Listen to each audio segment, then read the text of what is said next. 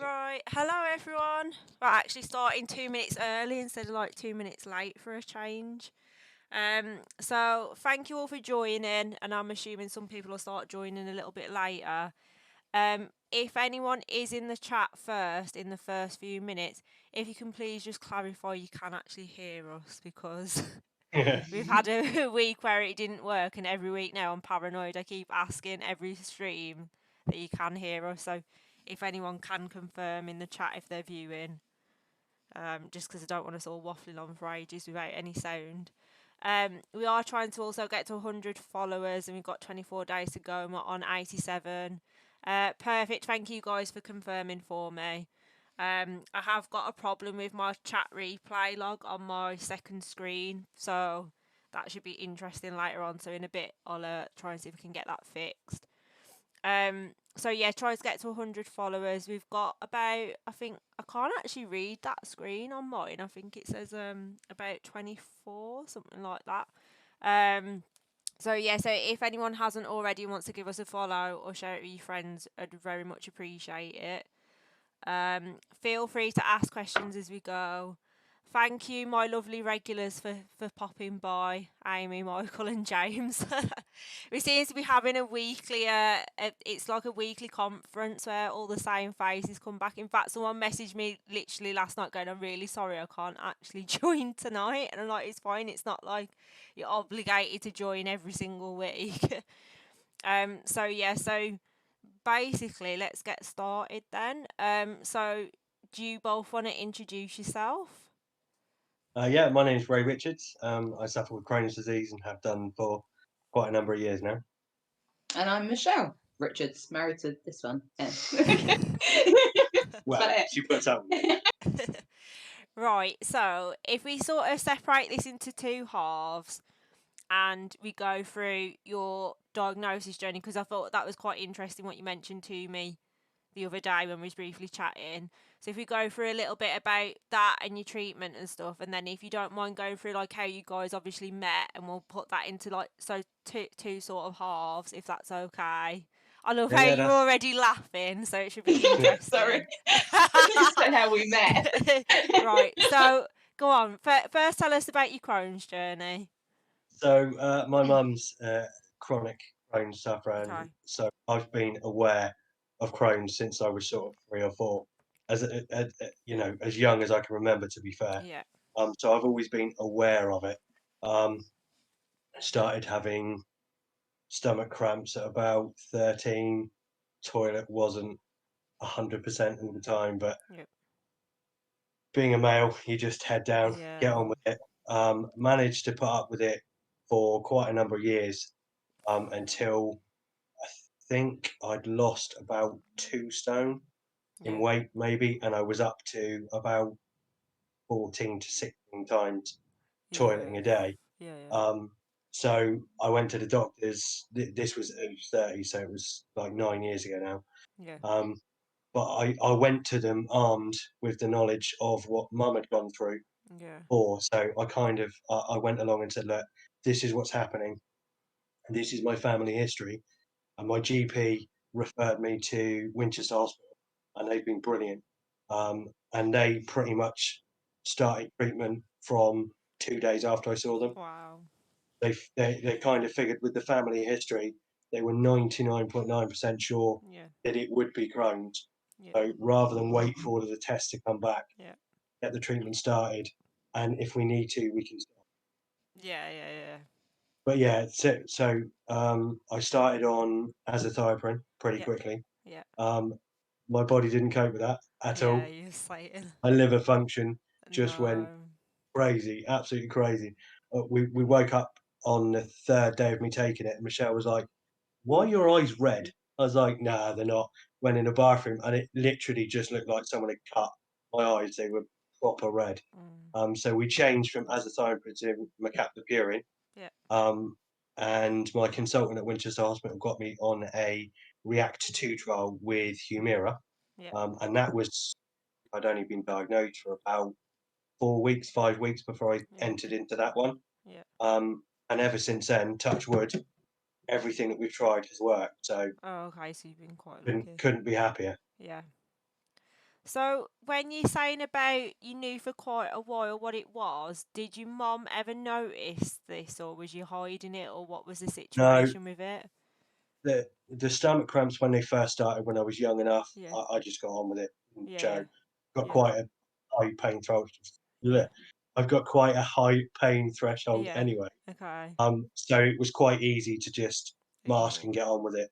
Yeah, And I spent most of my time either at school when I was younger, or I got a job straight from when I left school, so I yeah, was out yeah. most of the time anyway. So she didn't notice the Notice. frequency. So And have you got other family members, or is it just mainly your mum that's got the Crohn's? as as far as we know, it's just mum. Okay. So it's quite interesting, really, that so in my family, I've found out since, and I wish I'd have known sooner. But my great auntie, so one of my nan's sisters, had a bag in later life, but obviously it wasn't spoken about, so we don't actually know why. Yeah. But given a few things that she said, because my mum says her stomach trouble started around the age of 30, so it stands to reason it's very likely it could be IBD. And annoyingly, my mum was talking to a relative recently saying that basically I've just been diagnosed with Crohn's and I've set this stream up. And basically, one of my mum's cousins has turned around and have gone, I've got Crohn's. I had a bag put on at 60, but I'm just embarrassed, so I've never told anyone. Oh wow. And I'm a bit like, oh, great. So, had I have known this, so there's a Yeah, it might have generate, sped your journey up. yeah, so there's a generation, technically my generation, my mum's generation, and my nan's generation now, but it just seems to be spitting out randomly, I guess. Okay. Um, I so think it, I think it's quite difficult for the older generation because it wasn't really no, it's not talked heard of. about. To be fair, well, no, No. it wasn't just not spoken about. It wasn't really heard of until sort of the mid to late 80s. Is when I Yeah, first start remember. Mum was saying, I think they found out what this is. It's a disease called Crohn's disease, but they yeah, have no idea why I've got it or what started it yeah, or yeah. what contributes to it. It does make me wonder if there's something in the genes and then something sort of triggers it as well. Because like I've had some Crohn's info pack sent through from my hospital at last, and Yeah, it says about like genetics plays a role, but they don't think it plays the whole role. yeah, So it is quite interesting, but obviously a lot of it's still speculation, really. I guess at the minute. yeah, definitely. It definitely needs to be some more research so that we've got a clear idea. So when you finally got your diagnosis, did they eventually give you things like colonoscopies and stuff like that? Yeah, Yeah, I had one of those before I went on to the trial. yeah. Um, that Did was fun. Did you have curry beforehand? No, no, I didn't. So wait, because of obviously if you've been left to wait a little while, when you finally had it, was it? Did they say it had sort of progressed or anything like that because you'd ignored it, or was you very lucky? Um, I think, to be fair, when they went in for the colonoscopy for the first time, there Mm. was 2.5 feet that were completely obliterated with ulcers. I think it had been festering for quite a while, Yeah, and with me ignoring, you know, going to the toilet 8, 10, 12 times a day, yeah, for me was normal. yeah, yeah, For others, probably not. yeah, yeah, Um, I think me ignoring it just allowed it to progress at its own yeah, nice little pace, and it just gathered it ahead of speed at sort of 28, 29. yeah, yeah. James, I know you're in the chat because obviously we was talking to you a few weeks ago. You ignoring yours. Would you say yours being ignored progressed it further than you think it probably would have been had you not have ignored it? Just out of curiosity, because without sounding harsh, it does seem to be a theme amongst guys that they're ignoring it. It's almost We like tend to ignore quite a lot. yeah, mental health, prostate cancer, everything you name Yeah, it. It's like, nah, it'll go, it'll be fine. So yeah. it's definitely worth sort of Doesn't it chatting doesn't about help the it. terminology of man up, does it? No. Well, do you know what? I like a cartoon program called American Dad, and Yeah, the guy Stan is very stereotypical all American male, and they sort of poke fun out of him with the whole man up sort of situation because really it's not. It's not healthy at all in the No, slightest. no. Um, For anything, it's not healthy in the slightest. no, I think so. Looking back now, it got worse quite quickly, and I regret not doing something sooner. Yeah, so to be fair, if there is any guys watching or do end up watching, and you just in doubt or whatever, please, or even in later life, if anyone gets anything dead random, even if it's like mental health or anything, just please talk to someone and please like find out if it's not. It don't matter what it is. It can be any health issue. I'm sure there's like a friend that you can speak to, and hopefully they can keep you up the backside to go and get it checked. Amy's put American Dad is sick. It is, yeah. I like my dark humour. Um, Yeah, no, so I'd agree with that advice. To be fair, health yeah, wise, I think you know your body the best. And if yeah, something's not quite right, then yeah, the worst thing you can do is man up and get on with yeah, it. Go and get help. yeah. Definitely. Knowing what I know now, I wish I'd have got onto them more back then. But because they kept telling me it was IBS, I literally stopped going. I don't think I even went for anything for like 2, 3 years because it was just like, well, they don't Yeah. really do anything anyway. No, And it like, does put you off going when you repeatedly get fobbed off. yeah, well, for me now, like I think for me sometimes it's more the mental side of like trying to eat food because I associate most food now with making me ill. But obviously, it's not food that's the issue. But my brain's got into the habit of, oh, I don't know if that's safe or not. And within reason, like I was reading up the other day, and it's saying almost like you can end up with sort of like an eating disorder that's not anorexia, it's just anxiety related.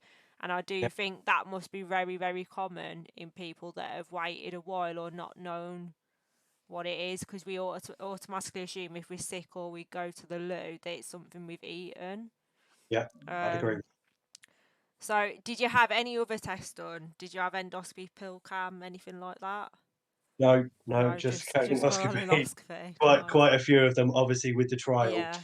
they Yeah. they were kind of geared up a little bit, so I had Wow. quite a few. How many would you say roughly you've had? Um, from I had 9 Yeah. in the 3 years that I was on the trial. Oh, I've stuff that. had I've had 3 since, so 12 Wow, altogether. okay.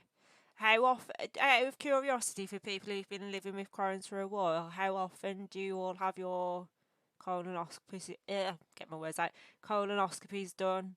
I think the average is, depending on how often, anything from 6 months to 3 years, I think, depending on how severe you are. Is that right? Yeah, well, I have consultant appointments Yeah. every 6 months anyway. Yeah, yeah, Um, he encourages me. yeah. I wouldn't say push, but encourages me To have to it. get a colonoscopy done before every consultant appointment, so that he can have a look Okay. at the video and sit there with a good picture of what we're talking about Okay. before we've even got there. Yeah. He'll ask me questions, already knowing what my answer is probably likely going to be. Yeah, yeah. So he's already formulated a plan in his head how Okay. he's going to react to those answers. Yeah, And if yeah. my answers are different, then I normally get surprised look. To be Oh, fair, and okay. he's like, "Are you sure?" But Yeah. yeah, I'm fine, honestly. Well, this tells me different. But Oh, okay.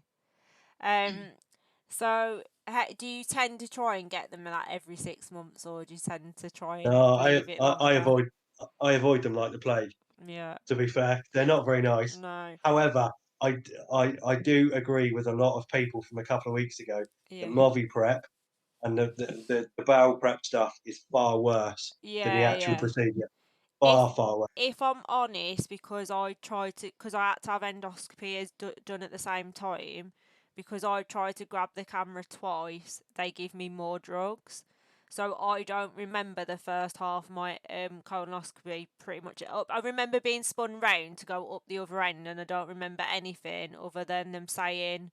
I remember looking at my ulcers, my intestines on the screen, thinking, "Oh wow, they look clean," and then there was like, "Oh, there's an ulcer here." And then they just said about, oh, this last bit's going to hurt to go in the last twist. And they said they were going to give me some air. And if I'm honest, they must have given me some quite good stuff because it just felt like a weird tickle. And I literally felt nothing. So I reckon I was That pretty like out of it. And then, last bit's not comfortable at all. well, the fact that I didn't really feel it tells me I must have had quite a lot. But like it was only the normal stuff, like they just made me wait like half hour and I could go. In fact, my mom said it was like really quick considering. Yeah. But yeah, I literally they said it was gonna hurt and I really didn't feel anything. And then when people say how painful it is, I'm like, they must have given me some good stuff. But I did warn them before I went in that I was anxious about, because going up I really didn't want, but going down was like, I've got a phobia of being sick, so the thought of them going down was like stressing me out. And I was honest before I went in, I was like, everything you can give me, please give me. I'm not worried about you drugging me up, it's fine. To be I'll fair, take the I can't lot. comment on that. I've only ever had the colonoscopies. Yeah. However, Michelle has had Oh, 2 oh endoscopies, yeah. 3. 3. I don't Yeah. think I could do a second one. Unless they said I've got throat cancer, I don't think I could do it again. Obviously, fair play for having 3 done. It's not nice. It's not nice No. at all. And I'm allergic to it. That's favourite medication in the world. So to give me anything to knock me Yeah. out, they can't give it to me Wow. because I'm allergic to everything. So it was like, Well, right. So I've got this huge tube shoved down my throat, with literally nothing given did to you me. have your mouth strapped open to go down as well? Well, No, no, see, no. everyone keeps saying to me, "Are you sure you went to a doctor?" Because I'm the only person that I've spoken to who's had endoscopy with their mouth strapped open. No. And I've got quite a rude sense of humour, so I found it quite funny until I saw the tube, not gonna lie. That um does sound quite barbaric, to be fair. yeah, like literally it's like almost like a mouthpiece, like that sort of shape that you have to bite on. They literally strap it round you so your mouth strapped open to put the tube down, and then like I say, it's a surreal experience because then you literally have the chair spun round and then it's get the next tube ready to go up. And then it's very it's sort of funny looking back, but it's not funny at the time. Not gonna No, lie.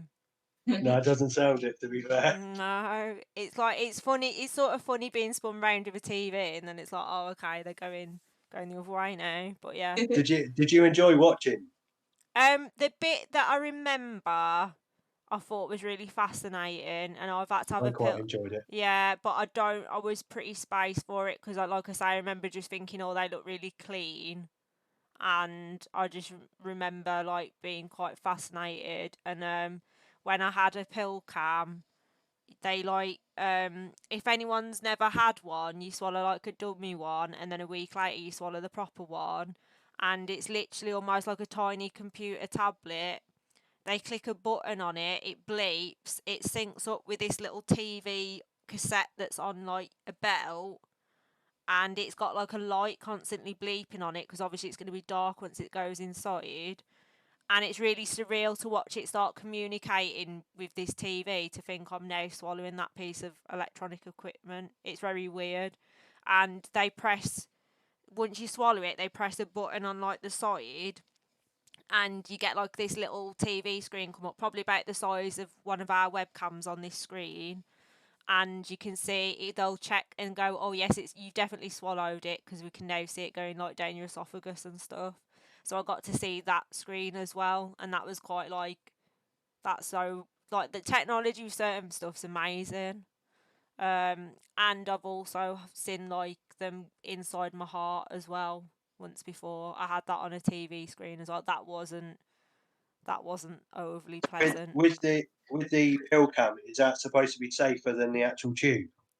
Because I know the intestine walls are actually quite delicate, aren't they? It They depends. compare them to tissue paper. Yeah, so it depends. So basically, they give you the dummy one because the dummy one will dissolve if Right. it gets stuck. So if you're someone with like a lot of scar tissue, I imagine you're not safe to have it. So Okay. what happens is you swallow the dummy one because they're gonna basically see if that goes through you. And at the time, similar sort of situation. I think at my worst I was going 14 times a day, but I was never going less than 6. So it was a running joke between the girls at work, because they literally, I was planning on going to work the next day and everything, because it was like a running joke going like, oh yeah, like 6 hours it'll be out of Sam. And the pill like the practice one, never actually came out. And so basically the day I was due to go for work, I did a few hours worth of clients and had to like basically rearrange some of them, because first they sent me to the one hospital nearby, and basically they did an x-ray because they've got a little x-ray chip on. So they x-ray and they'll see where the tag is inside you. And Right. everyone I was talking to was going, "Are you sure you haven't found it? Are you sure?" I'm like, "It's literally massive. It's white. I've definitely not found it." And then they literally went, "Oh yes, don't worry, it's fine. It's like, it was sort of like off to the right of my belly button." And I said, "Oh, don't worry, it's that about here." And I was like, "Oh, that's where they said that ulcer is in my large intestine. So I'm assuming that's where the small and large meet." And they were like, "Yeah," because the ladies who x-rayed me didn't know anything to do with gastro. They were literally just x-raying me. And I just went, "Oh, that's probably not a good place if that's where you've x-rayed it, not gonna lie." And they was like, "Oh, okay, we'll pass the message on." Yeah. So I literally got home, went to have something to eat because I hadn't even had a chance to eat. Literally barely even had a chance to eat, and they rang me wanting me to go to another hospital to have an emergency CT scan done to find out if it was stuck. Yes. They took me, so I had to then drive again to this other hospital, get this CT scan done, and they just said, "Don't worry, it is moving, it's just moving slow." And then literally they rang me a day later to say, "Oh, you can still have the other camera done, but it must have dissolved because it never came." They said just keep an eye out for it, but it never came out. And then a week later, when I went for the electronic one, obviously I was then nervous, thinking this other one didn't come out, and it's surgery to get that one out. Yeah. And yeah, I swallowed it, and then the lady went to me, "Oh yeah, it's highly likely it's Crohn's, seeing as it was so slow coming through. Because when you get a bit more like ulceration and thickening, it'll make it a little bit tougher to come out. So if I was you, when you finally can eat, I'd mainly stick on liquids just so you don't basically like block it up. And Oh, you know yeah. when you think I've literally just swallowed it, and then you've said that to me, like what the hell?" But thankfully that one did come out, and then that was the one I was telling James about. I had all the freezer bags trying to find it. So, After having that palaver, would you recommend it? um, if I'm honest, of the two, it depends because the guy who went in before me had to have the movie prep or movie prep or whatever before he had his. So anything that involves that ain't good. Yeah. I was lucky that they said to me, because of how frequent I was going at the time, I didn't need it. So I was very lucky that basically I just had to swallow these cameras, and obviously you having to start like starve yourself. So rather than have the prep, I had to just starve myself for much longer. Me personally would rather starve all night and die than have to drink that stuff, to be honest. So for me, I'd still rather have had the pill cam, even though I had to go everywhere, because at least in future I'd know what to expect. But I imagine if you've got a lot of thickening or ulceration, it they probably wouldn't let you do it anyway. Yeah. Are Because they quite good explaining it step by step? Because obviously some people aren't kind of putting it nicely. They're not very au fait with technology. So if you didn't understand what was going to happen, are they good at explaining it? yeah, so they literally every step of it you get given like a booklet, and they explain to you, first we're going to give you this like test one. If the test one doesn't come out or get stuck, you ain't having the real one. So say for instance, if your intestines are totally knackered, they're going to put that test one through, it not come out, do the test that I had done and go, "This ain't happening." And then I think they look at it's called summit, but is it a balloon something? It's, I think they actually put an incision and blow it up, but apparently that is more risky. But I Yeah. don't know much about it because, touch wood, I think it'd be highly unlikely I would ever be asked to go for that. Although I don't want to jinx myself. Um, Yeah. No. Whereas a pill cam, they say, is like a large vitamin pill, but it's utter rubbish. It's not. Like the first pack I opened, I made sure I didn't open until the day I'd got to take it, because you can't get any water or anything in because it'll start dissolving. But I All didn't right. even want to get it out of the, like, to look at it in case it freaked me out and I got anxious. I was like, until it's the day, I'm not looking at it. And when I opened it, you know, when you just like feel horrified and sick, and I was like, this isn't a How vitamin is pill. that supposed to fit in there? Yeah. Yeah, it's massive. But the lady had said like it's got a coating to help it slip down easier. And I Right. must admit, you know, when you think this is like they're telling porky, I must admit, I literally took the largest glass of water and it was literally gone. But I'm someone who can have like 2 paracetamol with no water, so I am actually okay at taking tablets. I was going to say, do you take many a day on your regular basis now, or No, I at the minute I'm just on acid reflux meds and I've been on them for quite a while now. I'm waiting on the hospital to get back to me about what happens next because they've said that it doesn't sound like I'm fully in remission after my steroids. So for me, I'm just waiting to find out because I can't have the first one you said, the AZA one, because the I'm Cypress? yeah, because they said because I'm not immune to glandular fever because I've never had it. I can't even take it, so I'm waiting for them to get back to me. But so my hospital's in two. So basically the one where you get all like your pill cam and stuff like that done and X-rays, they're really good. The Yeah, other one where I have like the IBD team and all like the consultants and stuff, they're useless. So unless I'm chasing them, I'm finding I'm not getting anywhere because a few people have said I should looking at a different hospital. yeah, But it's really frustrating because obviously I'm quite new to it, and it's almost like because you're a mild case, they don't necessarily take you all that serious. But I feel a bit like, don't get me wrong, there is people far worse and they need looking after. But I deserve remission as well because I've been like technically like I've been on safe food for probably about coming close to 2 years now because it took over a year and a half once they reopened the case back up because of COVID. Because they yeah. kept cancelling tests and restarting them again, and that entire time it's only been since I took steroids. Like at the minute, I'll probably go 3 times a day, sometimes still 6 if I'm having not a good day. But before that, it was at least 6 and then up to 14.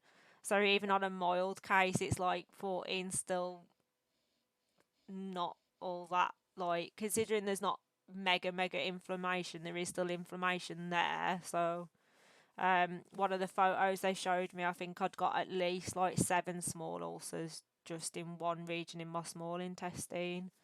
So it's a bit like, don't get me wrong, I get it's not as bad, but they can't just go, oh, it's like, I don't know, like having a head cold or a bit of IBS. It's like there is clearly inflammation still there. Yeah, you Um, should have to put up with it. yeah, so we shall see anyway. But Is it a common complaint with that hospital that they're quite slow? I think everywhere around the Midlands isn't meant to be great. I think the best one's meant to be Birmingham, but the waiting list is so high because I think most people want to end up there. And when like so Jen, who I interviewed a few weeks ago, her story is very similar to mine in terms of meds and situation and what we took. And Yeah, I was saying last week that I was put on steroids on 6 mg consistently for 8 weeks and just took off them. yeah, Whereas she was on 9 for 4 weeks, 6 for 4 weeks, and then 3 for 4 weeks. And the guy who's a doctor the other week was like, really, they should have put you on to 3 before they took you off because I developed a skin rash on all my feet, and I'm not convinced that that wasn't because of coming off them on 6. I was listening to that one. To be Yeah, fair, coming off steroids it's a big change for your body. yeah. Huge. Yeah, so there's been a few things that people have like only because I've gone out of my way to go and like talk to people.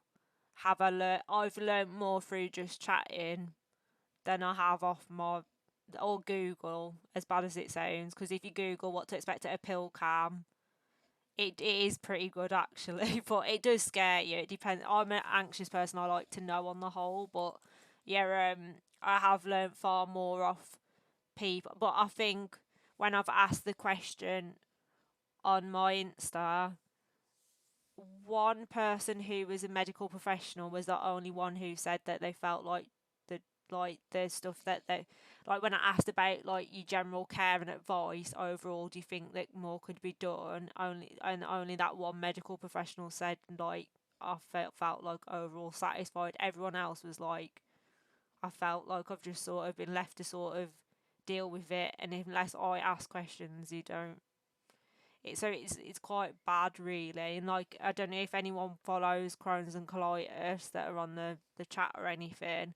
Did anyone see some of the figures they were sharing the other day about care in the UK with Crohn's and colitis? Because some of those figures coming through are quite horrifying. So they're saying about not being asked about pain levels, not being asked about I think it was something stupid like over 80% of people aren't asked about the mental well-being with it. Other health problems related to like your skin and joints weren't asking. Some people were saying they were having to go up to A&E at least 3 times before they finally got a diagnosis. There was lots of people who took at least a year minimum to get diagnosed. I think the worst one I saw shared was someone said it took over 7 years of trying. So yeah, so there's a lot of lack of education, or I think it's just they don't want to pay to do all these testing and stuff as well. Really, if they can help it, and I think if most mild cases, I do think at some point are told it's IBS first, from what I've Yeah, seen. probably.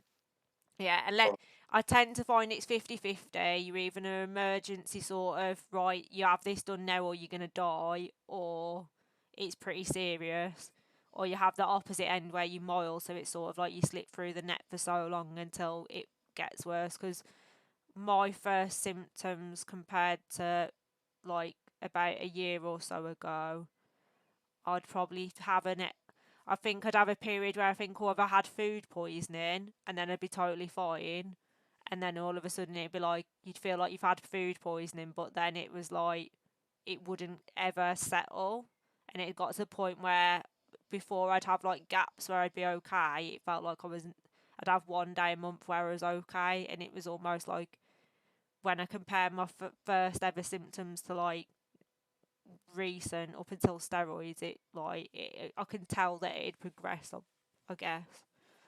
Um, if anyone is in the chat, by the way, wants to ask any questions as we go, because I've started going off topic a bit now on about like pill cams and stuff, feel free. Um, yeah. So where are you up to now? So obviously you've had all these medication. What was the last one that you've had done in terms of tests? What have they said to you realistically now? I've been pretty good for the last couple of years, to be Yeah. fair. I'm captopril every day Yeah. and Humira every other week now. Okay. Cool. We went from every week home to every other week at home, so it's Yeah. evasive as well. Yeah. Although I've got a question to ask if anybody is on the chat and they're Yeah. listening. On the injections, there seems to be a distinct difference between the auto injector pen and the EpiPen style. And Okay. I've seen on loads of the Facebook groups the EpiPen style where you have to hold it in when it clicks and then it drives the injection in is really, really painful, as opposed to the syringe style, which is what I'm on. Yeah. And it's still painful, don't get me wrong, but it's nowhere near the the pain level of the other one. So I was just Okay. interested if anybody had any views on that, if there's anyone as the other. That's quite interesting, actually. I might put that on Instagram later if you don't mind. I know, no, that's fine. I know there's quite a few people on the Crohn's and colitis Facebook group Yeah. who said they've had real anxiety about doing Taking the it. ones because they just hurt so. Yeah. Yeah. That is quite interesting, actually, because obviously, as someone who's only just started, like, even, and hopefully it'll be tablets and stuff, but it is interesting to think in case, like, because it sounds bad, you'd rather be over prepared for worst case and, like, Yeah, obviously you I don't. think you can ask because when Yeah. I first went onto Yeah. then they changed from Humira to whatever it's called now, if adalimumab, Oh, a yeah. Yeah. different company. And when we changed from Humira to that one, the Yeah. injection suddenly got more painful. Yeah. So when I spoke to healthcare at home, where I get my injections from, Yeah. said, look, just ask for the PET style injection Yeah. that you've been taking.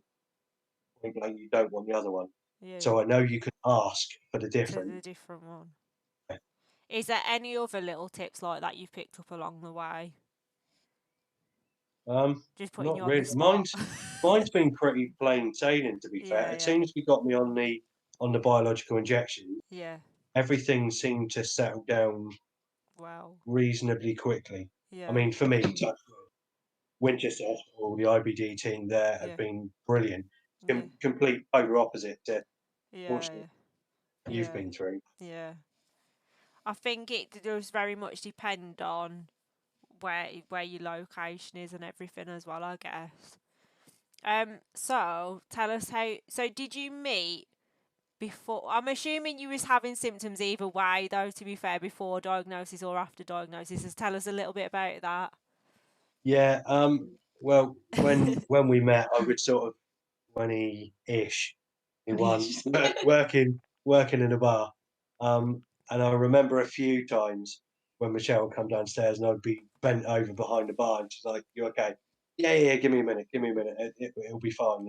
Maybe I've just pulled a muscle, changing a barrel, or something random. Yeah. So I was having quite a lot before.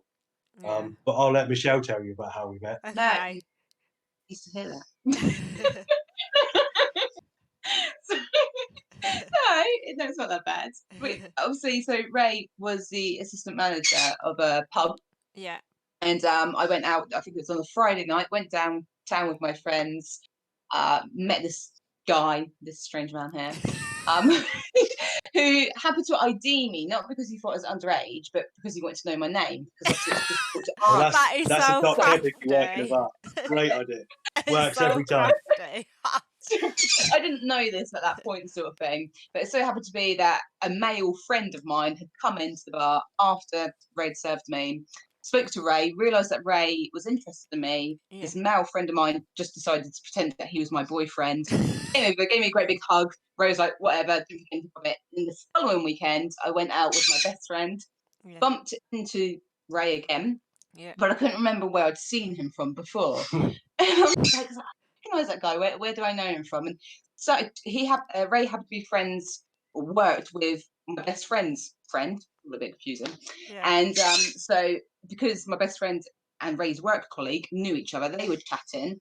And then I realised, I'm not going to swear, but I said, "Oh, that's the delightful man that I met in the bar the other Oh, day," okay. sort of thing. And then so then everyone's just getting embarrassed. Everyone's talking about poo on this thing. Sorry, James. Sorry, mate.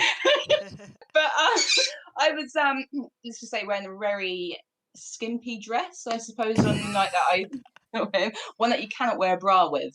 Okay. And in the bar that we were in at this point, it's got like cameras. There's a great big camera thing around the top of this bar, so that it was filming the whole entire crowd. And I was wondering why Ray and my friends, the male friend of my friend, sort of thing, and everybody else was kind of looking at me because I had fallen out of their dress. No. So it was No. just revealing everything on this camera on the screen to Ray. Ray was quite interested, apparently, and I don't understand why. the rest is history. It's kind of, I got Yeah. drunk. I couldn't be bothered to go home. It was too far to go. It wasn't actually far. It was Yeah. like 10 minutes up the road, but too far to go home that night. Ray invited me to stay at yours. No, and you invited yourself to stay at mine. I know. I was a good boy. I paid. I gave her the money to get a taxi home, and she invited herself back. Yeah. So. And I kept the money for the taxi, obviously. And but 18 years later, we're still together, sort of thing. So that's kind of like the dumbed down version of that story. But yeah, Crohn's wise, it wasn't noticeable back then. No, at all, was it? no. Other than occasionally when, like I said, he'd be like kind of crouching on the floor by the bar, and he just kind of fob me off and be like, you know what, now it's just pulled something in my stomach, got a little bit of a tummy cramp, but didn't think anything. I didn't really know anything about Crohn's back then. My cousin had Crohn's, but even with her having it, we didn't discuss it, didn't really talk about it, so it would never have gone into my head thinking, oh, obviously Ray's in pain down there, he could have Crohn's. Yeah. And obviously, at the beginning of the relationship, I knew Ray's mum had Crohn's, but again, I Didn't don't think. know, maybe naive, didn't think that could possibly be passed Yeah. down to anything. So, Yeah. yeah. So when you first obviously admitted to the doctor that you had Crohn's and stuff like that, obviously I'm assuming you knew at that point as well. So what was your reaction? Because how long had you been together at this point, would you say? Well, 8 years, 9 years Yeah. yeah, point. So, yeah, but I think over the year, over the summer where it Yeah. developed, and I lost 2.5 stone in about Yeah. 2 months. Yeah. mm, It wasn't. I couldn't hide it anymore at Yeah. all. I looked ill. Yeah. Luckily enough, I was overweight before it all kicked off, so it did me a favour. Apart from in face wise, you couldn't hide it at all. Yeah. Yeah. And we were on holiday in Spain that summer, and I spent most of the time in the Yeah. hotel room in the toilet, yeah, whilst Michelle had to go down at the swimming pool, and Yeah. you know, it's fine, it's fine, not a problem. Dad will be down in a minute. Dad will be down in a minute. Yeah. yeah. Probably the hardest holiday I've ever done. To feel like all Yeah. happy and chappy with the kids, Yeah. worrying with Ray, and I'm the biggest panicker. The first thing I Yeah. thought is cancer. He's got cancer. Yeah. How can I tell the children when we get home? We've got to be all happy on this holiday Yeah. Yeah. and waiting for those results. And we got the results not long after that Yeah. holiday. Was it about? It was a week It after was we a got week back. after, yeah. And I remember when Ray got the phone call when they said that he had Crohn's. Yeah. Sorry, Ray, it's embarrassed you a little bit, but literally, I've never seen a man cry. Yeah. He Yeah. cried at that point, and it was just. Yeah. But he just went straight into crying, and I thought, that's it. He's got cancer. That's it. Yeah. Sort of. That was my first thought, and then obviously, but it was more a case of relief for Ray because Yeah. it's like cancer. Crohn's isn't nice. Obviously, it's not relief that you've No, got Crohn's, it's but definitely it's not a good better. diagnosis, but it's still better than cancer. Yeah, yeah, definitely. So yeah, that was hard, really, really Yeah. hard. I don't think I ever kind of get over that sort of thing, but at the same time, a relief because okay, we can deal with this. You're not Yeah. dying, sort of thing. Yeah. So Yeah. yeah, but that was definitely a scary time. I think that's a horrifying sort of situation to be put in for anyone, but especially when you've got a family as well, because it's not just you. You think it's to be fair, it's more your family you're thinking of than yourself at that point, really. I guess It's because one of my, I say one of mine, one of our big fears, and we didn't yeah, really speak about it because it just wasn't spoken about. We've spoken about it since yeah, the diagnosis and things have got a lot better. yeah, But I know from a personal perspective, I'm really, really worried that yeah, it's going to get passed down to them. yeah, Mm. More so my daughter, yeah. because it predominantly passes down through the female Oh, okay. lines. It's I didn't know that. That's quite interesting. more prevalent in females than Yeah, it is male. yeah, Um, Obviously, with both, it is a worrying yeah, thing, to yeah. be honest. That's Yeah. one thing I must admit. I've always been sat on the shelf 50-50, not sure if I want them or not. I've always been more interested in my career, but I don't want that option took away. And when you look into it, they're saying about, I think it's a 7% chance, I think, or 27% if there's two of you, roughly, I think. Unless those figures have changed recently, but that was on the info I read. And it does make you think, it sounds harsh, like I was getting on well with someone and found out they'd got Crohn's as well. And I says, I know this sounds horrible. I don't care that you've got it, but I don't know how I'd feel about taking turns flaring because it'd feel like you never ever have a life together because it'd be like either you both need the toilet at the same time or one's in a flare up, one's out, and then you never be able to go out and do anything. But also, would you really want to hire the risk of passing it on? So although you can understand it, would you want to increase them chances further? Which I guess if it's the right person within reason, you'd accommodate it. But if I'm honest, it puts me off having kids anyway. I guess, let alone increasing the odds of it. Like I say, we've spoken about it since, and Yeah, I was of the same opinion as you. yeah, Maybe if I'd have realised before yeah, I had I had it, yeah, maybe it would have changed my decision. yeah, However, Michelle made me see Mhm. sense on that one. To be honest, yeah, it's it's the best thing that I've ever done, having them two. the Which fi- I pray that I've not passed it on. the I really fi- do. the thing is, I think as well with technology, just probably in our lifetime and stuff alone, compared to like say someone of like my nan passed away around the age of about 86, and her sister was slightly older than her. So I imagine if she was still alive, she'd be like mid 90s at this point. So technology will have already come on quite a big way since then, I guess. And the thing is, like you say, like had you probably known, you wouldn't have had two kids. Was it two kids? Did you say? Sorry. Yeah. You wouldn't have known what it's even like to have children and all the experiences you've probably had over the years. And it sometimes I think it's better not to know, I guess, because you could cut off something that's amazing just because of worrying about it, I guess. Um, Yeah. if there's anyone on the chat, actually, that's quite an interesting one. If you do have IBD, has it made you question having children in case of passing it on? Because it's quite interesting, actually, if because I wonder how many people whose minds that actually plays on. I imagine it's Also, high. Yeah. yeah, also before my mum had me, she Yeah. was told not to have kids. It Oh, okay. increased the risk of her health going Okay. through cold. Yeah. Your This is cousin was the told other the same thing. as well. This is the But other obviously, thing.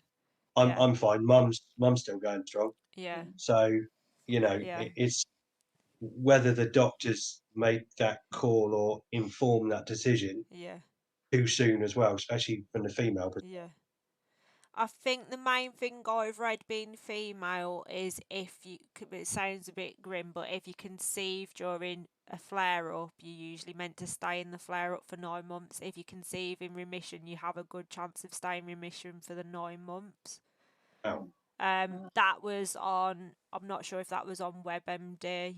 It was on a fairly reputable site, Yeah.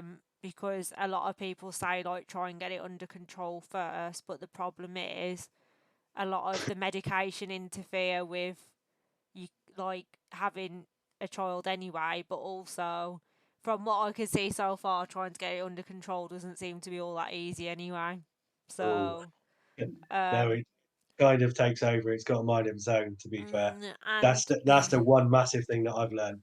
Doesn't yeah. matter what I do, if it wants to go, it's gonna go. This is at the minute I'm very much at a point where I'm a bit like I've said to my mom, I think it was on Saturday night. So because obviously I was meant to be going out on Sunday, I thought I'm staying on safe foods for a few days just in case. And Saturday I was really bad, but not didn't feel anxious or nervous or anything. And like there's literally nothing I've ate, and all of a sudden I've just like you say gone off on one, been really ill. And I just said to my mom, I wish I just eaten what I wanted, because it seems like it don't matter what I eat, do, feel, anything. It's just if it wants to do its thing, it's doing it. It don't matter whether I'm stressed or not, it's happening. Yeah, So that's kind of the opinion I've had for a while now. I yeah, avoided things like curry and chili and yeah, all of that kind of stuff, yeah, and it just made me miserable. So there's yeah, nothing anymore that I yeah. don't eat. If I want to eat it, I'm going to eat it. Really. See, I must admit, I am starting to get a bit more like that now. Because, like I say, I've always been, oh, if I'm really careful and live on my safe foods, and like you say, all it does is actually makes you miserable watching everyone else eat nice foods and stuff. I've found as well. I know a lot of people talk about safe foods and what is Yeah, a good diet on Crohn's and what yeah, is a bad diet on Crohn's. yeah, Me personally, yeah, I don't have anything that's safe or unsafe. yeah, I went through a period where I couldn't have dairy. yeah, I went through a period where I couldn't eat pork, yeah, yeah, but you know, yeah, I've yeah. been absolutely fine on both of those ever since. That's So quite interesting. really, really strange. It's Then, I eat curry, the hotter the better. I eat chili, the hotter the better, and yeah, it doesn't have an effect on. Maybe I'm one of the lucky ones. Don't get me wrong, yeah, yeah. but nothing seems to have an effect on it either way. It's just if you're gonna go, it's gonna go. Yeah. See, so far, I'd actually be safer if I had like egg fried rice with some like curry sauce and some chips. I'd actually be more okay than if I was to go and eat like pizza or something. Yeah. Even though I don't eat meat, so it's not like so yeah, so I'm very like not consistent because I have wondered if it's maybe garlic or onion or something maybe, but I'm sure there's lots of onion in curry. So um the only thing I've recently discovered, and it's took me forever to figure out, and I've only just found out literally yesterday, is so lately, so I've suffered really bad with acid reflux for about probably nearly 2 years now, and I've been on acid reflux for meds for quite a long time, and I put it down to my ulcers. Then they give me steroids, and I'm still getting it really bad. If I was to miss one tablet by accident, because I can't remember if I've took it or not, for the next 24 hours, I'm going to just feel like I've vomited, not going to lie, for the entire time, just off missing one. And it's so bad I literally can't sleep with it. Um, and basically, I've obviously had these steroids and thought, oh, why am I still getting the problem? I would have thought it died off again. They've said you don't smoke, you don't drink, you don't eat spicy food, like you don't like do anything that's like normal besides a bit of stress, I guess. I'm not overweight. There's literally not, and then I try and eat hours before bed to avoid it. There's not nothing I'm doing, and lately I've found that I can't eat eggs. That they're making it like severely worse, and um, I like eating croissants, and they're usually one of my safe food. And yesterday I thought I've not for the first time ever for 2 weeks I hadn't had any acid reflux, and it was the most stressed I've ever been because our salon had an attempted break-in and everything. So I was like, it's definitely not stress, because if it's not, No. if it's not been there while that's going on, it's not stress. And I went and had some croissants a weekend, and I thought, you know what, I'm going to check if there's egg in there, because I haven't even thought anything more of this egg scenario since, like, I only discovered this about a month or two ago. Um, and yeah, there's obviously egg in there, so it's almost like I've all of a sudden developed an intolerance to egg, but I don't think it sets my stomach off or pain. It's just producing the excess acid to the Yeah. point where even in baked goods it's happening now. So I imagine if I went and had cake or something, it's probably so far that I'm just, as much as it's annoying because eggs in everything and they glaze it on top of stuff, I'm just very happy that I've finally found my first food, because I've been trying for nearly like 5-6 years now with no luck.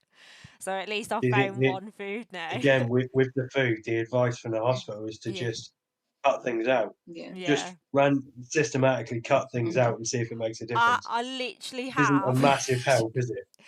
Do you know what? I go around in circles, because I could literally live off like all my safe foods, be fine for weeks and weeks, and then all of a sudden my stomach will be bad, but I've changed nothing. So I find it very difficult.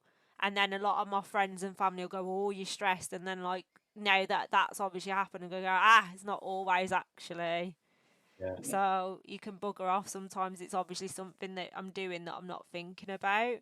Yeah. But I'm only starting to slowly reintroduce foods in, and then they've turned around and said, "Oh, we don't think you're in remission." So I'd probably try and eat like white rice and stuff. And I'm thinking, of you can go shove some up your backside. Keep saying this to me as if I don't know what safe food is at this point. Yeah. Um, yeah, if anyone's in the chat and wants to ask a question, you're all very quiet tonight. There's quite a few of you lurking, but no one's really talking all that much tonight. Yeah, so if you do want to ask a question, feel free. So obviously going back to the kids and stuff like that. Obviously, I know that was sort of one thought. Obviously, you've been together quite a while at this point, and obviously, when you're together for that long, I imagine there's quite a big bond. But surely, at some points, it's got to put a strain there, because I imagine to watch someone you love struggling or in pain, or all these hospital appointments, must be quite hard at times.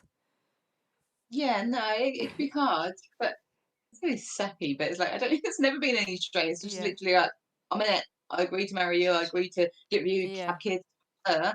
So, and I mean, I've got myself. I've got fibromyalgia and a few Oh other wow. medical Yeah, that's conditions as well. pretty. So as much as I'm there Yeah, for Ray, yeah, he's there probably even more for me, because I seem to have more issues with the fibre and other bits and pieces yeah, than you do with your Crohn's, don't you? Yeah. So yeah, I feel and I am part of the fibre as well. I do get really bad stomach pains. Obviously, yeah, nothing yeah, Crohn's, and I feel so guilty when I'm there, like agonising my stomach, and my stomach swells out, and everything's just going quite not very nice. But I'm just there like, no, I feel really guilty. I can't tell you that I'm in pain with my stomach when I know what you're going through in terms of Crohn's. It's, my stomach really is nothing. Or I don't know, because when I've looked at like one of my friends has got fibro, and I looked into it just so I could understand it better, and that sounds pretty horrible. Not gonna lie, the symptoms that come with it sound pretty horrific. So I think we are at the point now where we do have an understanding that my pain has an effect on her pain, and her pain has no effect on mine. If I'm having a good day and you're having a bad day, tell me, because you're still having a bad day. If I'm having a bad day and you're having a bad day, still tell me, because you're still having a bad day. So, but no, you're starting to see what I mean in the comments when I'm watching this rather than participating. With this one has been fantastic from day one. I've not had one issue. I've not had one appointment where she's not been supporting me. I've not had one colonoscopy where she's not been sat outside panicking, not being told what's going on. You know, I've not all three of my MRI scans. Michelle's come with me and sat outside. She's been brilliant, absolutely brilliant. Couldn't ask for any better. That's you having your colonoscopy is obviously not very nice to you. But I can't remember which one. It was one a couple of years ago, or a bit longer than that, a few years ago. He was in for 2.5 hours. They told me it'd be in out like 20 minutes. Stressing. I was seriously stressing. I was sedated, wandering around the ward, having a great time. It was about, I think we even went, it was about 8 o'clock at night, so it's quite late in the evening, so there's nobody else really in the hospital. I'm sat there, it'd be in and out 20 minutes, absolutely fine. I'm sat there, I was like, nobody's coming out. There's no one around for me to ask what's going on. He's been in there for like 2.5 hours. And so obviously I'm thinking everything is the worst. Of course. Everything's gone really wrong. And then then just some nurse comes out like 2.5 hours later. Oh no, it's fine. He's having a cup of tea and a biscuit. I was like, to let me know these sort of things. I'm outside completely. My phone had run out of charge. I was just like, what am I meant to do? Horrible. But you're having the time of your life, weren't you? Yeah, it was fine. Would you say with your health issues as well, that's made you a bit more understanding as well, or would you just say it is what it is, and you just don't really think about it? Yeah, well, I kind of feel about it. It kind of is what it is, sort of thing. We just get up each day, see how we go. With fibro, literally anything can trigger it, sort of thing. I could be absolutely fine, and in 5 minutes' time, I could be in absolute agony, sort of thing. And kind of the same with Crohn's. I'm quite good at hiding it as well. Still, apart from the frequent trips to the toilet, it doesn't really affect anything, even in a flare. Michelle will know I'm in pain, but we still manage. We're childminders at the moment. I work for Michelle, so we still manage to mind all the children. Doesn't interfere with anything.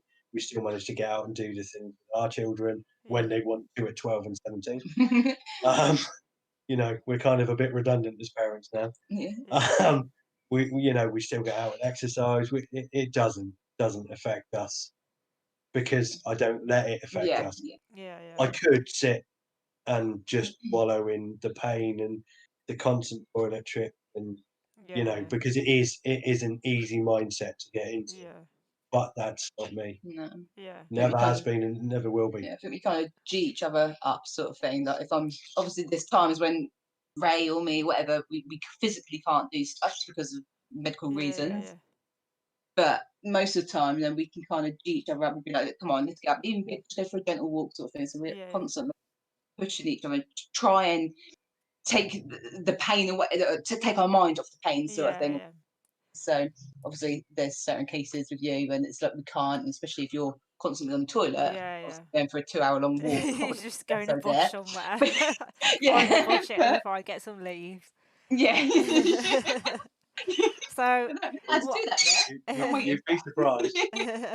Obviously, the advantage we have being childminders, most of the time when we're out, I've got wipes with me, and I've got nappy bags with me. I honestly not that I've ever had to do that, obviously. Well, actually, so my dad, one of his friends that he goes golfing with has colitis, and unfortunately, on one occasion, he did actually have to go and find somewhere while they were out golfing. And thankfully, my dad's like pretty like I get my humour off my dad, so he wouldn't have like been bothered. If anything, he'd made a joke out of it and carried on. And like obviously this guy's quite embarrassed, and my dad's like, oh, honestly, like it matters, you can't help it. So, but yeah, unfortunately he's had to. But I think it's just one of those things where, I mean, me personally, I'd avoid going out if at all possible. Like besides work, I'll try and work for it, but besides work, I will avoid it, I guess. James has put in on the chat, does exercise help in dealing with IBD both physically and mentally? Yeah, 1,000,000%. Yeah.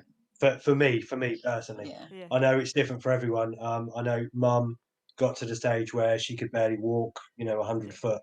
yeah, But I just found an enjoyment for it, yeah, and since I've started exercising, because I was overweight and I just needed a lot of it. yeah, Um, I found that I've got ankylosing spondylitis as well, yeah, which I was on cocaine and Voltarol yeah, for years. yeah. And as soon as I stopped exercising, I've now come off those completely.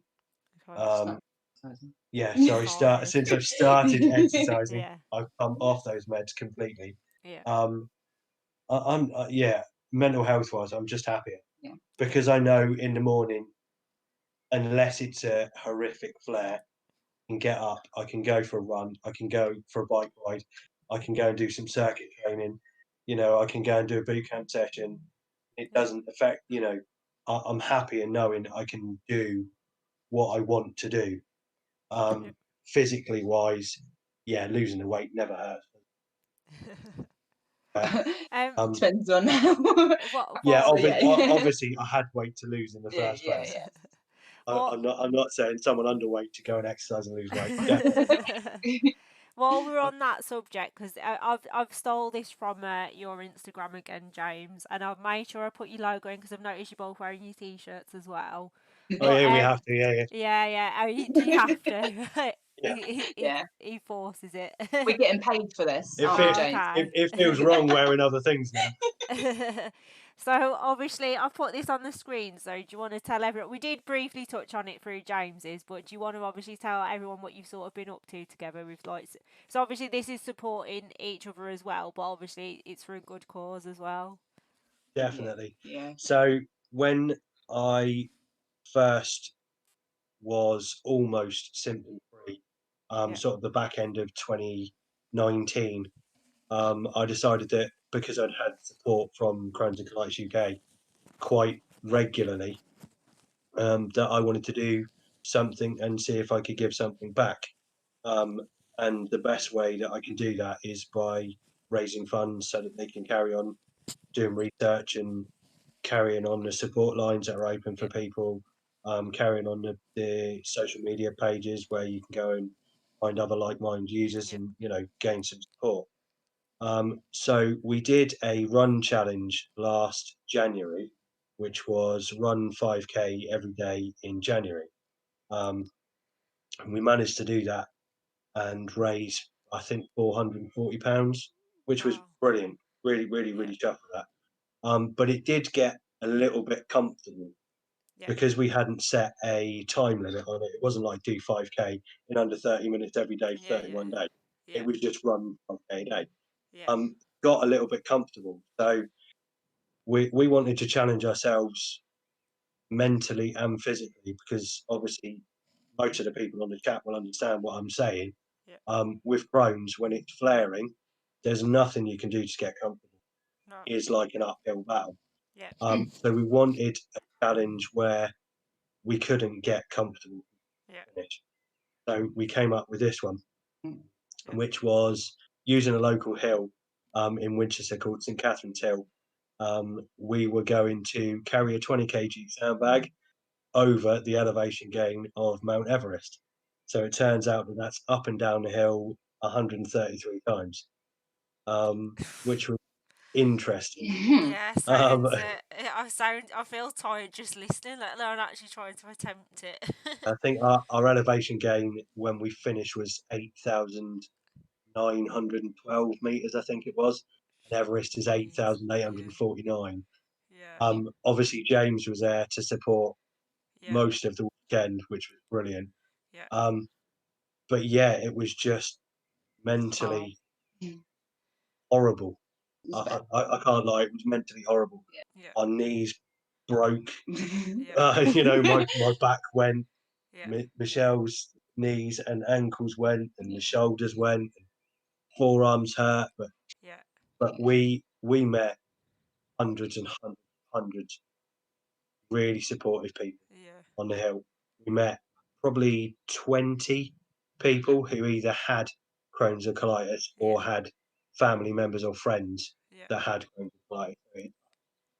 Their lives in some kind of form.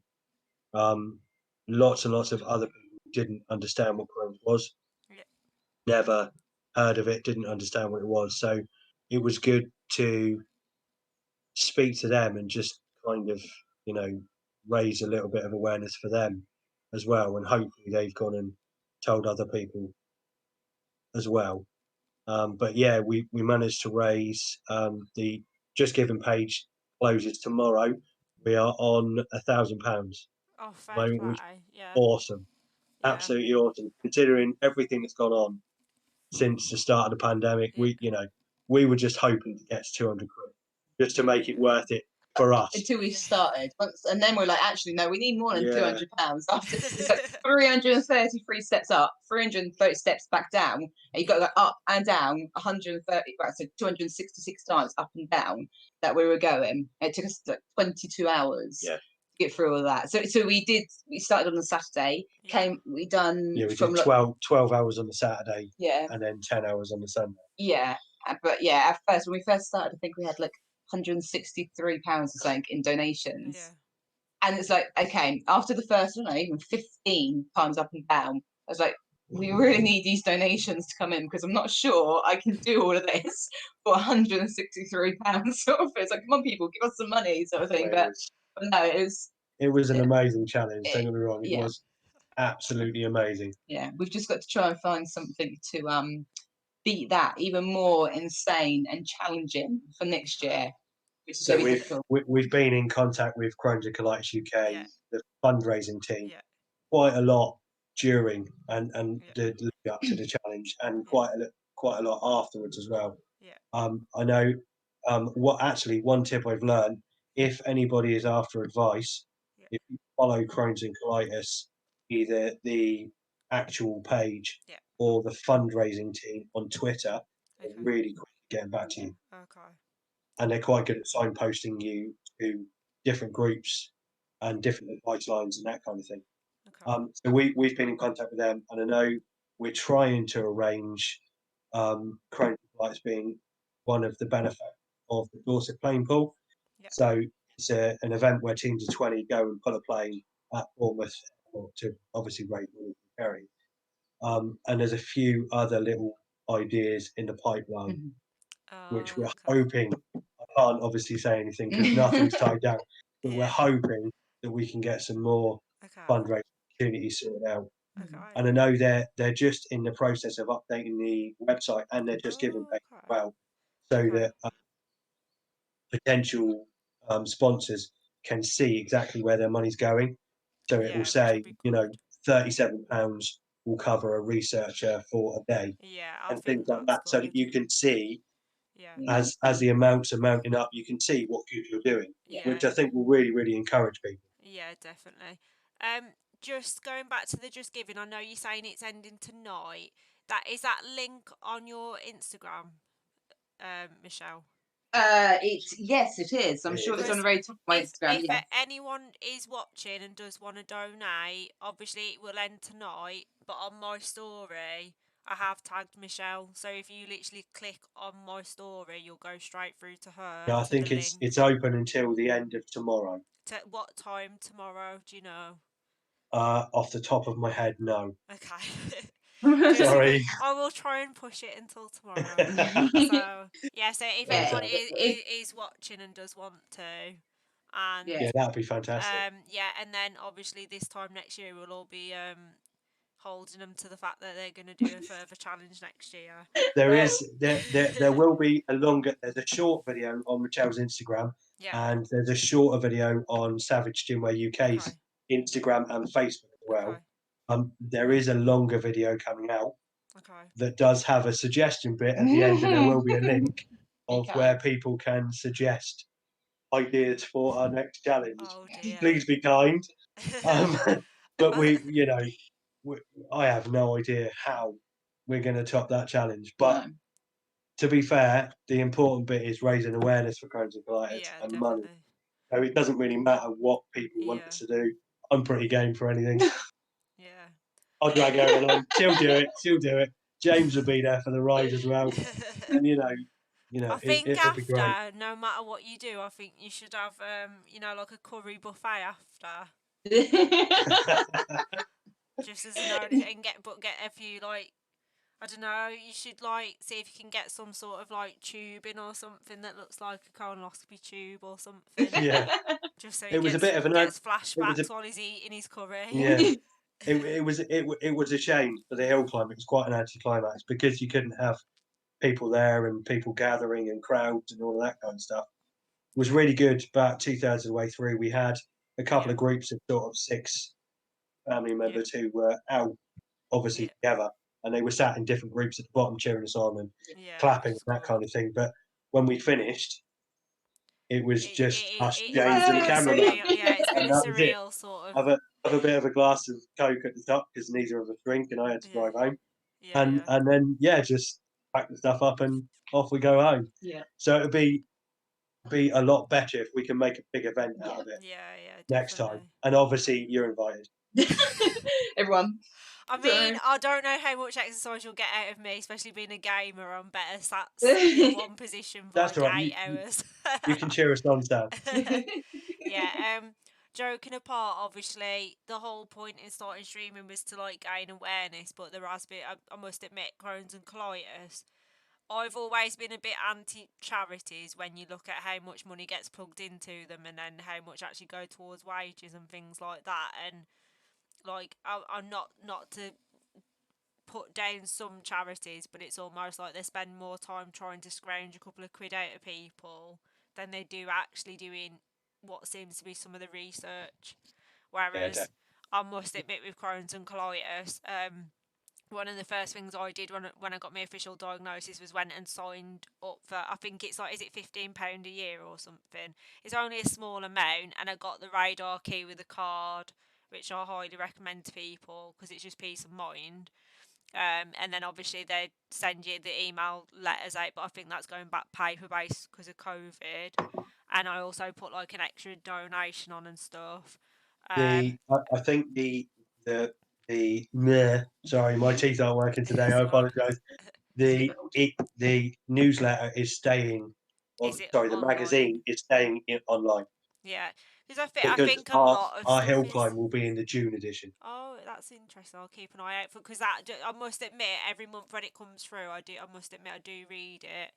And I must admit, when I saw it was only £15, I was like, oh, like that's not really that much, really, for like the website alone. And then the NHS, like my hospital, finally just give me information, and it's literally all printed from their website anyway. So I'm like, I've already, rather than them tell me from the off, go to this website, I've gone and obviously done my own research, found it, and basically read everything virtually anyway, besides I think one thing they give me. And I must admit, you go on that website and it's like whatever meds you want to know about, even if it's mental health, whatever. I must admit they are shit hot, and like you say, It is a really, really useful tool. anything I ever tag people in, they're literally always sharing my content. Like, I don't believe my stream would have even got as far as it has without them, to be honest, because I think in a 48-hour period at one point I had like 50 followers in 2 days just from them sharing 2 stories for me. So it proves that I it does tweeted. work. Yeah. I tweeted about being on this. Yeah. On Monday. Yeah. Both the East London Crohn's and colitis group got involved in Oh, quite a lot of my really? Yeah, stuff Okay. for some yeah. reason, Oh, okay. considering I live in Hampshire, which is brilliant. Yeah, I don't And do the Twitter. I fundraising don't. team I both don't. retweeted it. Yeah. Oh, see, I don't do Twitter because I'm not very good. I don't really understand Twitter. I've only just started, to be fair. I had Twitter a few years ago, Yeah. couldn't get my head around it, so just No, stopped. And Twitter then confuses obviously I me. met James and took this Yeah. on. Yeah. So Well, to be yeah, they've fair, been really, really good. yeah. James only found me because of Crohn's and colitis, and like I've had quite because obviously with what I'm doing, I get either gamers or I get obviously IBDs, and if I've got IBDs with gaming combined, obviously they sort of more inclined to follow me because I'm sort of fulfilling both interests for them, I guess. But yeah, without them, I wouldn't have really got any interest, I guess. But I must admit, as far as charities go, as much as I obviously wouldn't choose to have Crohn's, I'm grateful that I've tagged other charities for other interviews because, like, two of my friends have got autism. Yeah, Um, and two of my friends, one I did interview, but one of my other friends has also got it. They've got endometriosis and polycystic ovaries, which isn't talked about with females either. I've got Also, endometriosis. autoimmune. Avia. Well, see, this I've had quite a few tests for it, and I'm having to chase that as well at the minute. Yeah. And it's very common, and obviously, it's like almost going back to like the whole man up stuff. It's like, oh, you're a woman, time of the month's meant to be painful, and it's like, actually, you know what, all these other symptoms are not quite normal, but okay. And like, especially young girls are like, I think the same sort of problem with diagnosis of like going through pain. I think they reckon it takes about 8 years on average for gonna say endo to be yeah, took the average is serious. 7 to 9. Yeah, Yeah, oh yeah, so with stuff like that, it's not took serious. And you know, I tagged the charities for that, and like none of them really. And you think like, surely you want people spreading word for you, surely, like even if it's only small scale, surely every little bit helps. yeah. Um, but yeah, whereas Crohn's, I think literally Crohn's and colitis, literally one of the first ever things I did. They shared it literally instantly, no questions asked, and now I'm spamming them all the time. They must get fed up of me, but they're still sharing it even though I'm spamming them. Yeah. Um, Before we obviously wrap this up, guys, if there's any questions that you guys want to ask, feel free. If you drop them in the next few minutes, obviously I'll ask them. If not, obviously we'll start to wrap it up.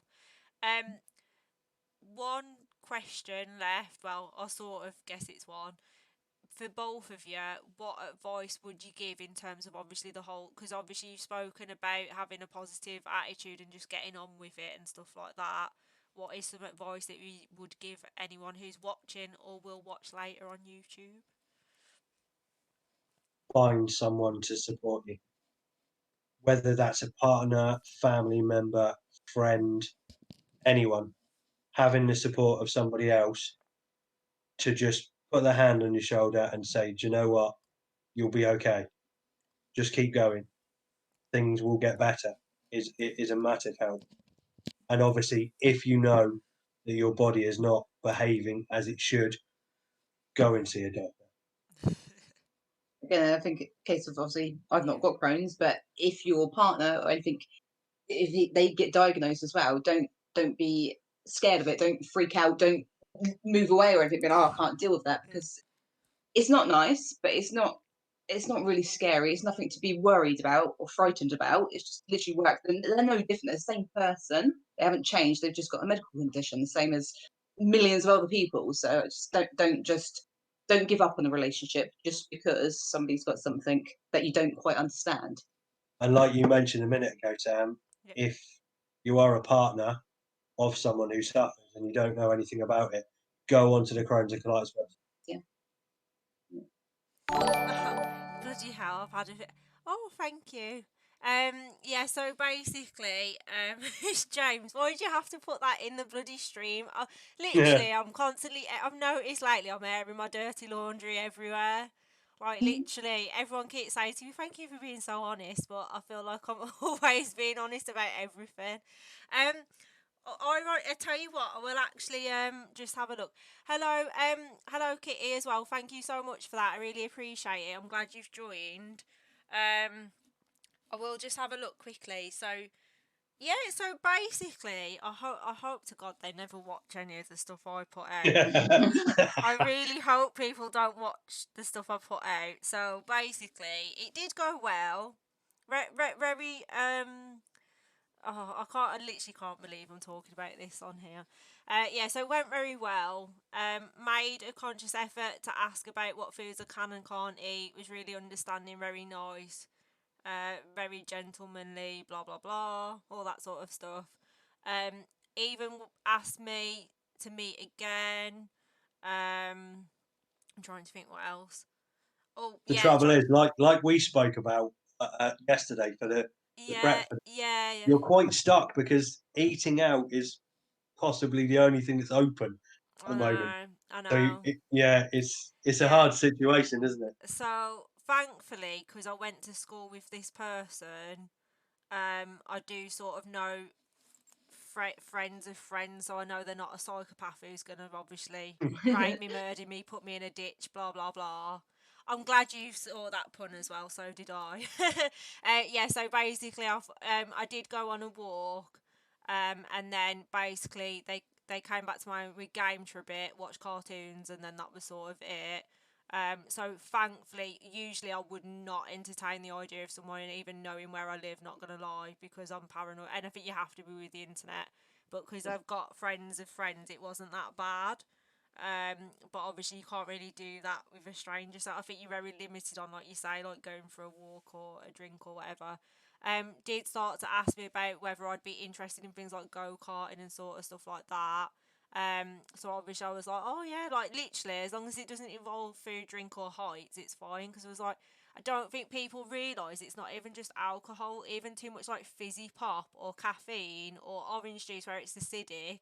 It's not like you're trying to be awkward. It's just that literally there's like, especially like when you're trying to get remission, you have to be quite like careful if you've got like acid reflux and stuff.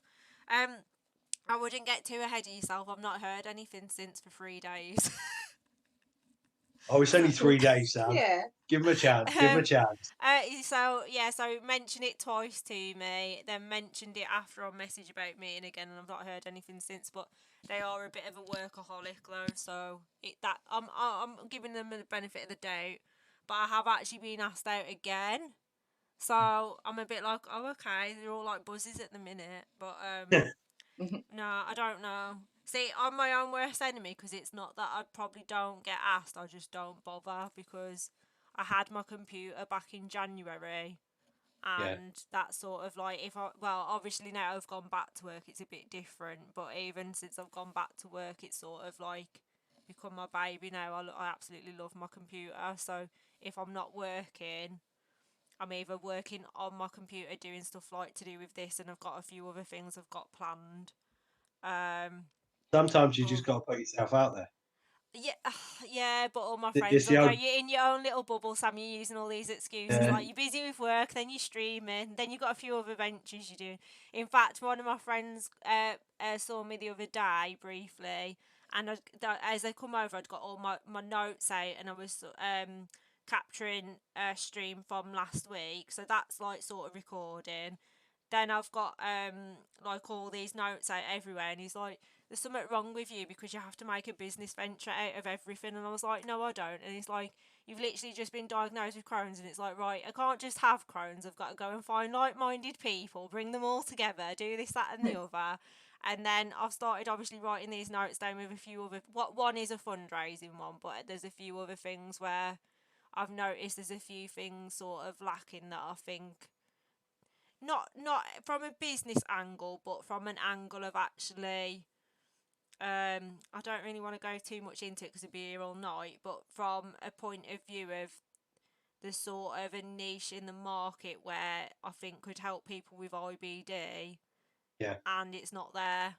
So I've started like writing away at these ideas, spoken to someone who's an app who can develop an app, and gone and spoke to them and stuff a bit.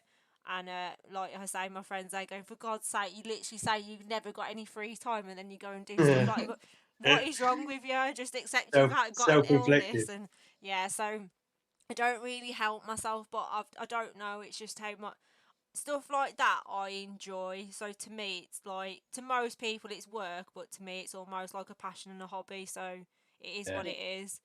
Yeah. So basically agree with you.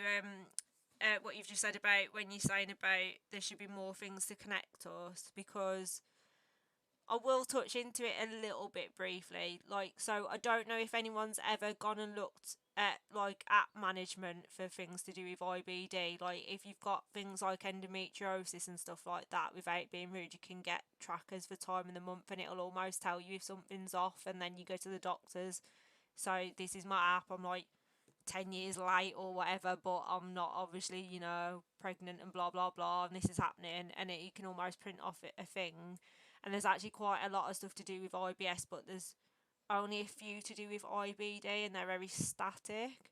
Um, I've got one yeah, I downloaded a couple of months yeah, ago, yeah, and I've looked at it 5 or 6 times. yeah, It's just not worth yeah. putting A lot of them, into it because it doesn't do what it says it's yeah, going to. a lot of the ones I've looked at aren't very good, but also it, unless you actively go out of your way to go on somewhere like Facebook or Twitter, or like you actively go and do your research, because I don't know about everyone else's hospitals, but mine don't go.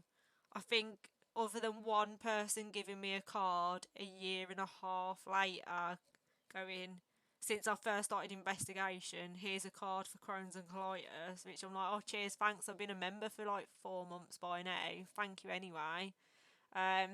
I don't think there's like that much, like you say, connecting, or like there's not really a platform for everything. Like, I feel like Crohn's and colitis does the best it can, but at the end of the day, they can only do so much, because they are a charity. At the end of the day, they're not going, right, you're gonna have to pay X amount of this a month and blah blah blah to be able to provide the services.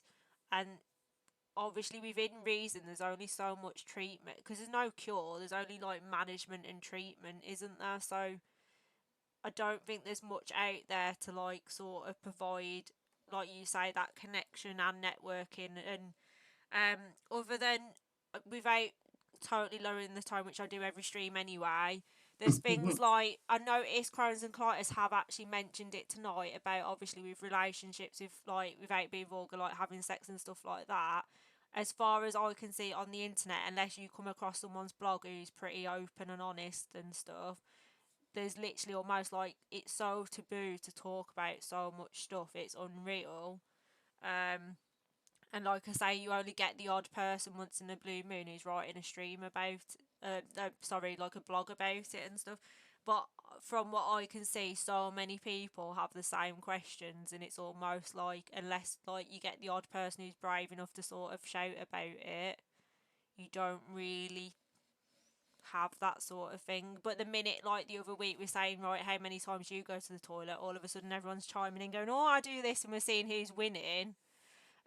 Also, I have found a meme the other day about a joke about an app for how often people go to the toilet. Apparently, it's a game, and I was very tempted to try and see how many of us I can get to download it as a joke, because I thought that'd be quite funny. Because like, there's no point playing with my own friends, because I know I'm gonna win.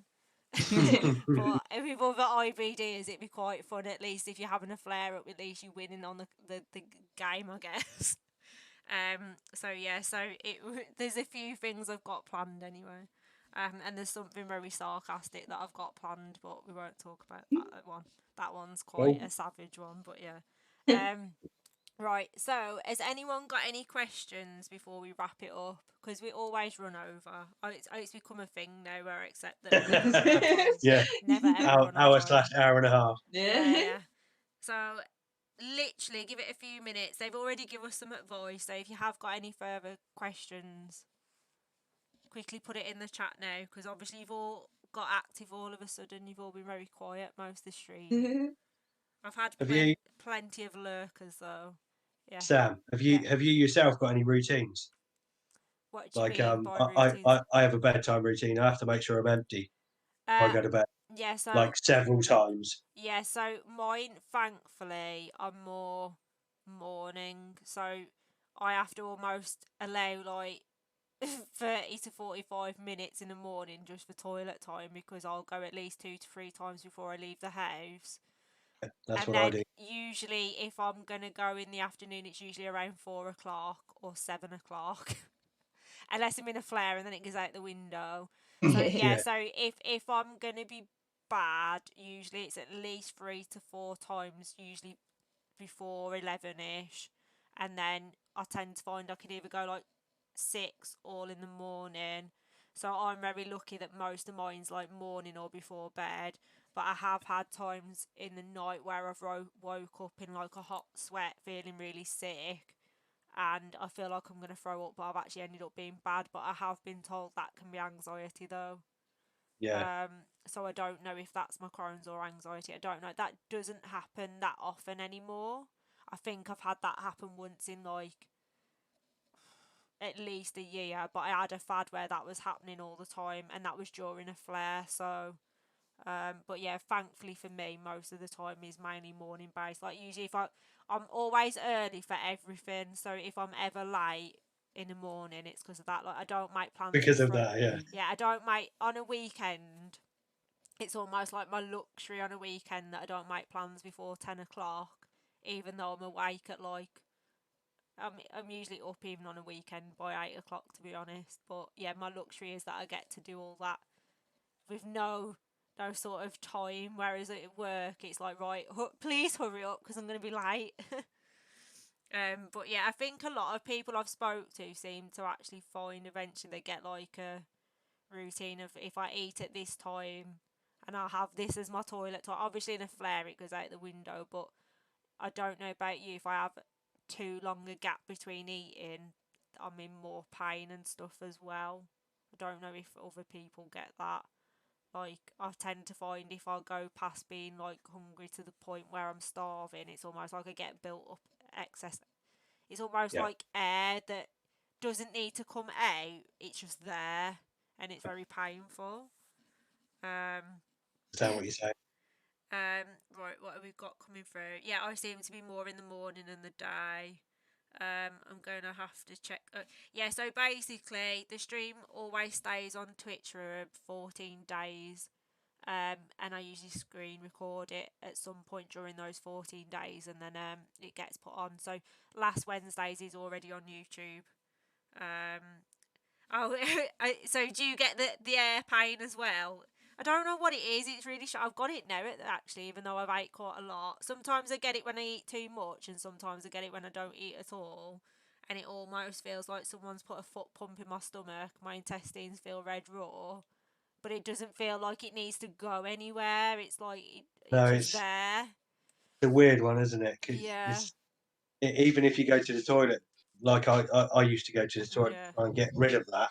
Doesn't matter what you do, No, it's just there. It's really weird. the only thing I find helps is a hot water bottle and lying flat and hoping it passes. I find lying flat seems to ease it out a little bit, unless I need to eat, and then I have to eat I have to eat a tiny amount and then go and rest and lie sort of flat, because if I try and eat too much too quick because I'm starving with the air, guarantee it's almost like the air's then gonna do a drive force through. So I have learnt the hard way that if I'm starving to the point of pain, do not eat a big meal because it's going to make it 50 times worse. I Um, always find ice bowls help. what helps, sorry? Ice bowls. Really? Yeah, Okay. genuinely. Whether it's just me or not, I'm Yeah, not sure. But yeah, I eat probably when I'm in a flare up and I've got that kind of pain, yeah. probably 6 or 8 in one go, and it just cools it all down. I'm not sure why. No way. See, I literally, virtually every stream, this is a hot water bottle cover my mum's made me because I used to not have one. And I don't know if any other IBD sufferers have got the little grey patch starting to form on their stomach, because they reckon hot water bottle use after a while does actually cause like skin changes. They're not actually meant to be very good for you. And my skin was starting to grey off a bit last winter, and then it's done the same. Thankfully, I'd managed to stop it before it got worse. And Yeah, then it started to happen again this winter. So I've almost got only very like if I really pointed it out and was being fussy, but my skin on my belly is slightly grey because even now. I think I managed to have a couple of days since I come off steroids where I've not had my hot water bottle. Um, but yeah, I've always got a hot water bottle. Um, yeah, because cold helps me rather than hot. To be honest, see, I've not thought to try cold actually on my stomach. I've always got hot, but maybe I should try cold with I my think stomach. yeah, I think the cold is internal. Yeah, yeah, yeah. It's not a bad idea actually. I might try the Worth a reverse go. instead. They're quite cheap too. Yeah, it's not. It's do the reverse of what I'm doing because in theory, if I imagine inflammation's hot, so me putting a hot water bottle on it would be making it hotter, I guess. But Potentially. I do tend to ease it off, but also because of my rib as well. They told me, in fact, it might be interesting. We should all try this. With my rib, they said hot for 10, cold for 10, hot for 10, cold for 10, and alternate it. So I'm wondering if we all get some ice going on internally and some heat going on externally between the two, whether it might ease it off. Maybe. Yeah, I can try that theory out and see. Does anyone have any other questions or anything like that before we go off topic again? Anyone at all?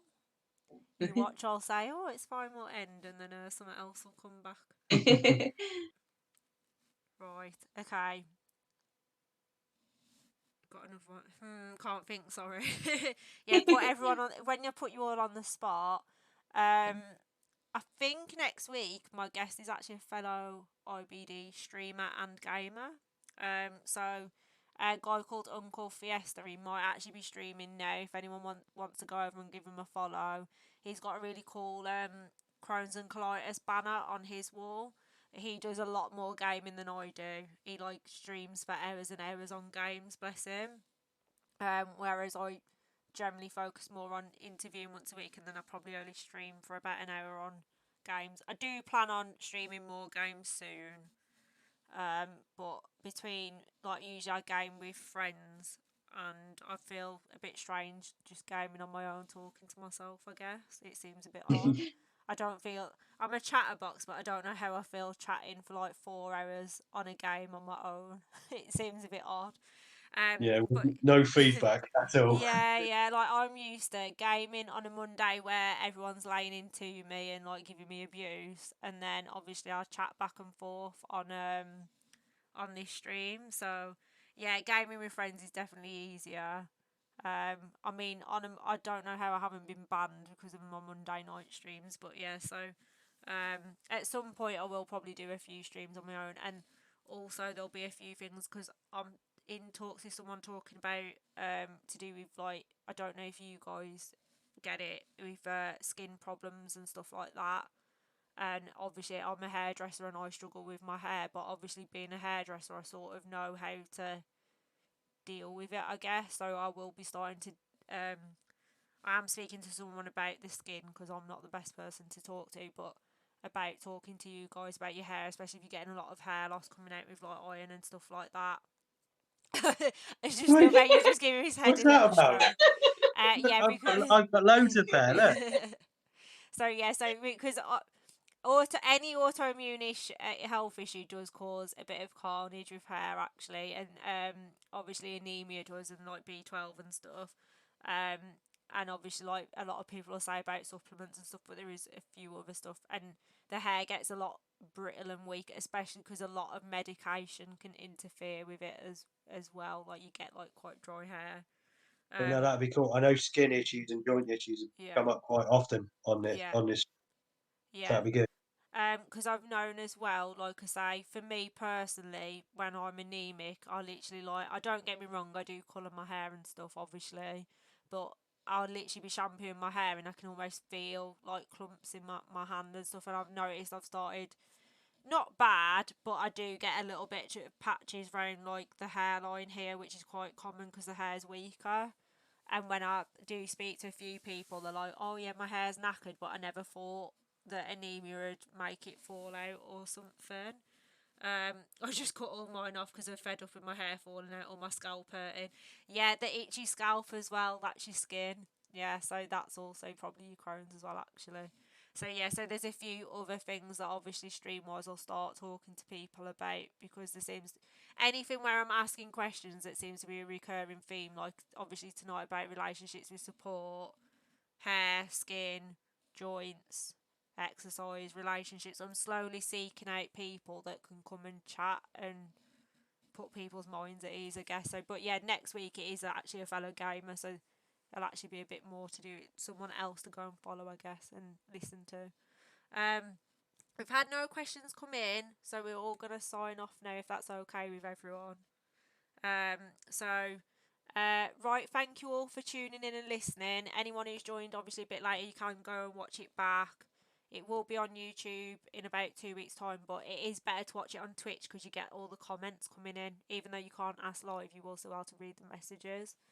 Um, Thank you all very much for coming and giving your time up. So, would you like to say bye to everyone? Yeah. Yeah. Thank you very much for Yeah. coming. Yeah, thank you.